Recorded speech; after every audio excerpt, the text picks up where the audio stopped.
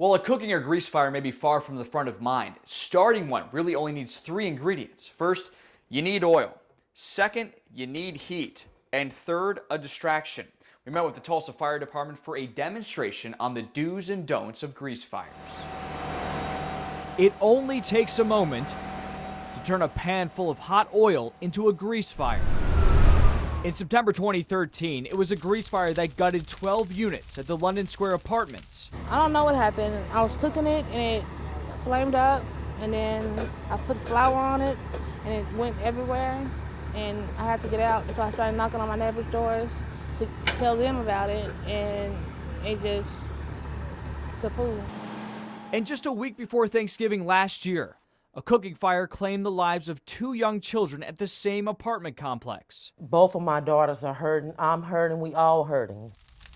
Experiences like these are far more common than you might think. According to the latest data available from FEMA, from 2007 to 2011, the #1 cause of house fires in the U.S., cooking fires. What you see happening is folks will start cooking and get, distracted doing something else, and they'll leave especially a frying pan full of grease unattended on the stove. Last year alone, according to the Office of the State Fire Marshal, at least 50 reported fires across the state resulted from cooking, though not all departments make those reports. 2 News working to keep you safe, learning exactly what experts say you should do and should avoid in case this happens to you. To do this, we called on the Tulsa Fire Department. If this happens to your family, you're going to want to make sure that you get your family out as soon as possible and dial 911 as soon as possible. But even before reaching this point, which took just about 12 minutes, Oil should not be doing that. Your oil's too hot. your very first sign that something is wrong is a smoking pan. The old saying, there's smoke before fire, is true. If smoke turns to fire, it's natural to think water is your go-to extinguisher. But firefighter Nate Morgan says that's the last thing you want to use during a grease fire. The water will vaporize and cause the grease to pop out and the flames to get bigger.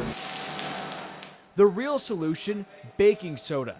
It suppresses the fire, turning it into this hot, bubbling mess, giving you enough time to suffocate the blaze and remove it from the heat. Typically use baking soda and or some kind of lid to snuff the fire out to extinguish it, or just remove it from the house itself. Some other things to consider from the Tulsa Fire Department: they want you to create a safety zone around the stovetop area. That way a child possibly doesn't bump into a hot frying pan. It could create an entirely different emergency. They also want you to keep that baking soda close so you can shake it on the flames and really suppress that fire. And then finally, TFD reminds you, change those smoke detector batteries twice a year.